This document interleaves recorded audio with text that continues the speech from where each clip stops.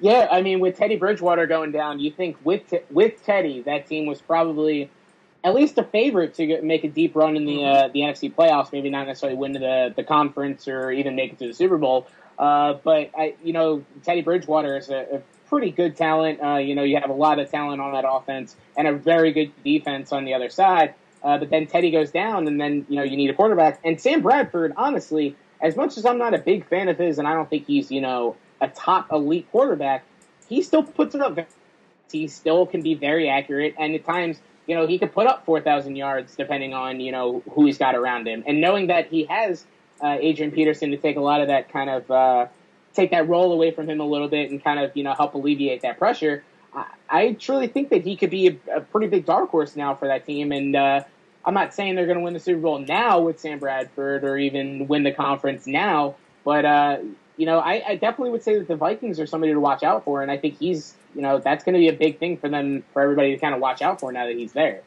And they threw everything to bring in Bradford to be like, look, we know how much we don't know how much we got left with Adrian. We have to come out and put something there so we can use Adrian while he still has something left. And that was a huge deal that they had to come in. And with a guy like Adrian, all you need is somebody that can push the ball down the field a little bit. Yeah. Throw it out there, can get it down the field. And we know Sam, he's got a good arm. He can, when it's not hurt. But he can get it out there. So with the guys they got and everything, I'm really looking forward to watching the Vikings. Plus, I got Adrian Peterson. So. There you go. And the Oklahoma connection between those exactly. two. So. They connected them both. Yep. So that and kind of the thing is too with them is you have Stephon Diggs, who had a pretty good season last year. Yep. So he has a receiver to kind of throw to. I don't think Diggs is necessarily a top receiver, but if he gets enough targets and he can get the ball his way, he's got a lot of speed to kind of make separation. So it could be an easy transition for him. Who knows? Mm-hmm. Definitely. All right. What's the one storyline? It's a pretty good fit though. What's the one storyline you watch from this division, Dan?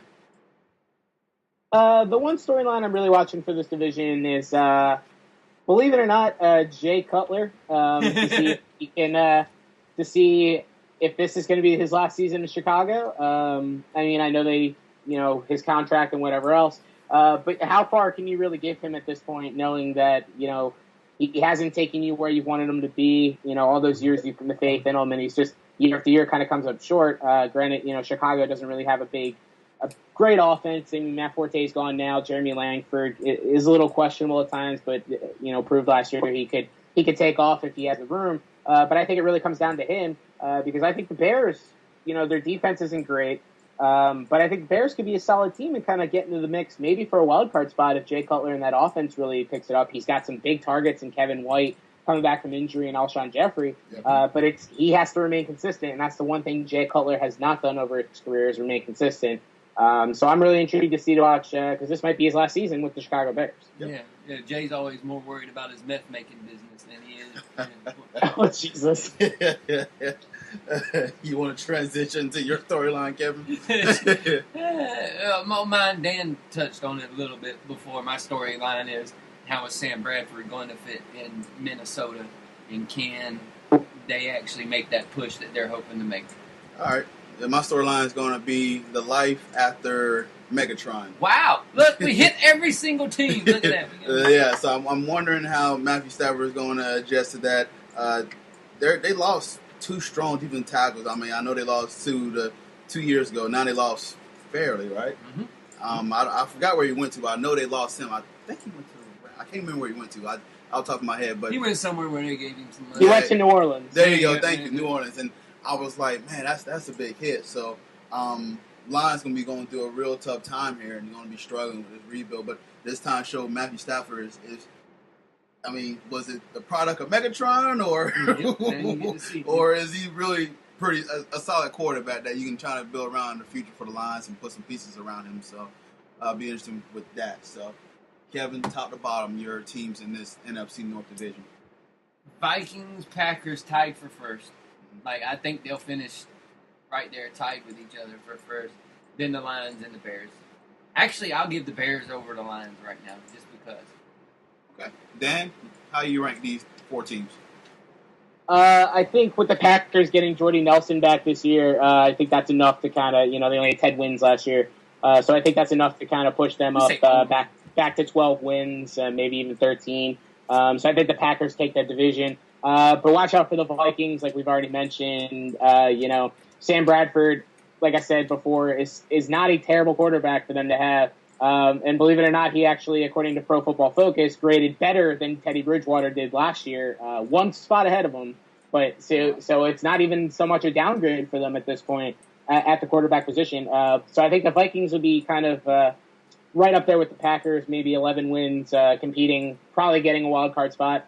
And then I'll go Lions and the Bears because I don't think Jay Cutler is going to be consistent enough for what I said earlier. So. All right, I got a Packers winning division. Vikings be right behind them. I got the Bears third and the Lions fourth. I expect the Lions to fall off really far. But the Bears will probably beat them by like one game. But I think they will get the last spot in the division. So Dan said the Packers only winning 10 games last year. You know what I would be able to give to be able? Oh, we only won 10 games last year. hey, I'm right there with you, man. Yeah, but I've been Packers there for 400 10 years. games is low for them.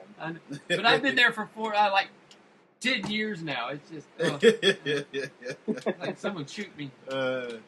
Let's move over to the NFC South. We got the Panthers at 15-1, Falcons at 8-8, the Saints at 7-9, the Buccaneers at 6-10. Who's the one player you want to watch for in the division, Dan? The one player I want to watch in the NFC South. That's actually a good question because that one's kind of a toss-up for me. I guess I'll go with Doug Martin because last season he kind of had his resurgence. Everybody thought, he was kind of done. He kind of fizzled out. And then last year he came back and he puts up, 1,400 rushing yards, becomes a top 5 running back in the league again. And, the Bucs really kind of started picking it up. They, their offense starts getting going. Jameis Winston's there now. Mike Evans and Vincent Jackson, still 2 very good receivers. So I think, if Doug Martin continues to be an elite running back, so to speak, I think that offense will improve even more because that takes, like I said before, with Adrian Peterson and Sam Bradford, that takes a lot of pressure off Jameis Winston. He can kind of continue his development in a sophomore season. And I don't think the Bucs are necessarily a playoff team, but I think it's a good step for them in the right direction. And I think Doug Martin's a better running back than, say, Charles Sims or somebody else on their roster. Yeah. Okay. Kevin? You go ahead. All right. Who I'm going to choose? I felt bad. You always going last. You get to go ahead. All right. Well, I'm going to choose Mike Evans. I'm going to stay with the Bucs. This is a guy who led the NFL in drop pass with 11. Had a 7.4% drop rate. He swats at the ball. He still had a solid year. He had 1,200 yards, and touchdown was down. He had 3, but I know he had double-digit touchdown his rookie season. Mm-hmm. Expecting that chemistry to keep growing between him and Winston to keep evolving. So that's the part I'm kind of keying on there. So. I like that you wrote all yours down. Got to prepare. And we just coming off with it on the top right here. Yeah, prepare. So. Mine is the return of Kelvin Benjamin. Ooh. And seeing how he does coming back off the return. They were 15-1 without arguably. They were doing it with Ted Ginn Jr. as their number 1 wide receiver, for God's sake. They went 15-1. Don't forget Greg Olsen. No, but Ted Ginn Jr. was your number 1 wide receiver. Greg tight end.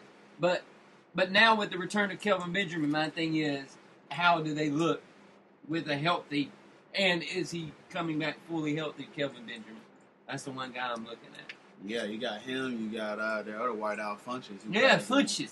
So that's going to be a solid quarter. Every time I hear his name, I think of those Funyuns.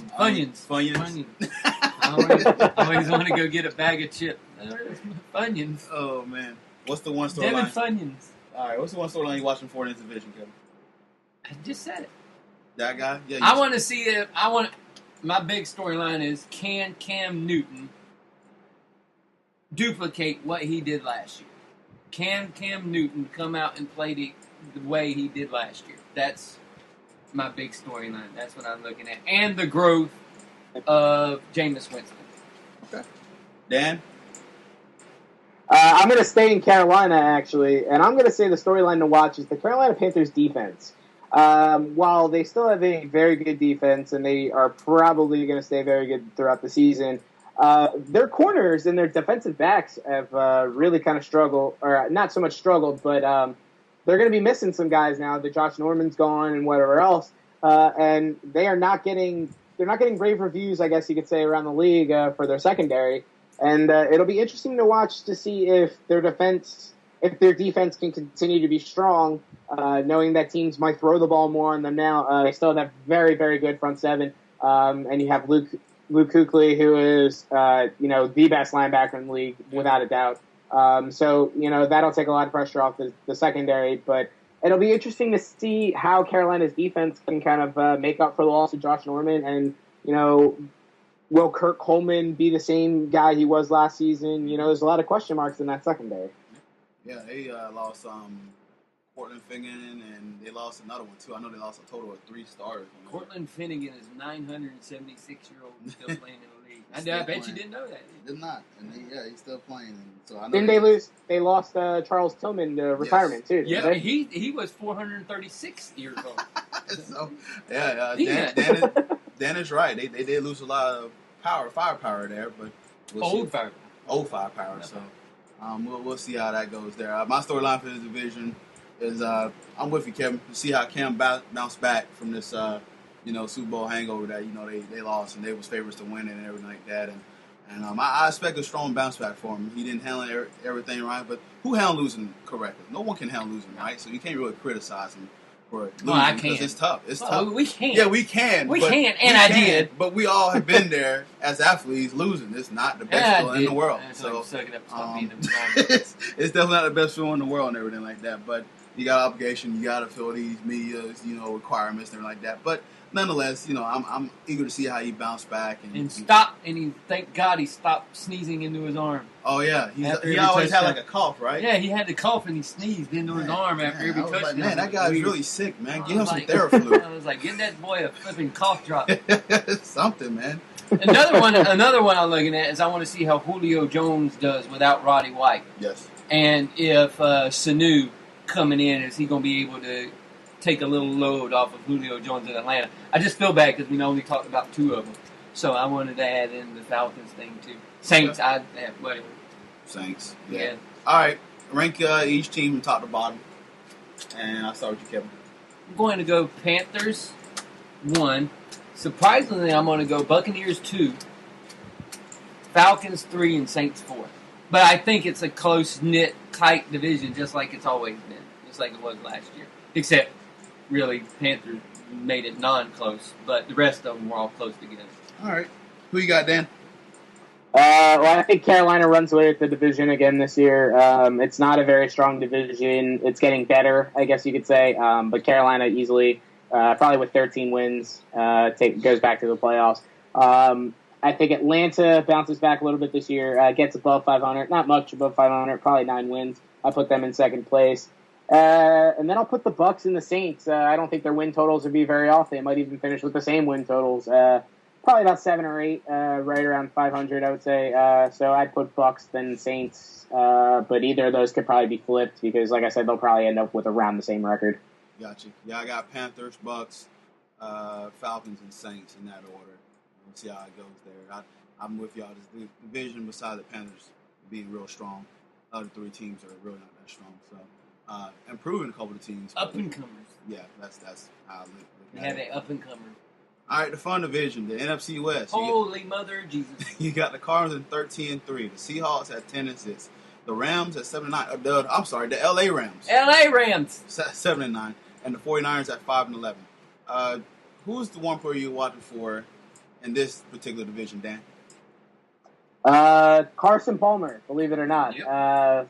Simply for the fact that he's had his history of injuries. The last few years, I guess.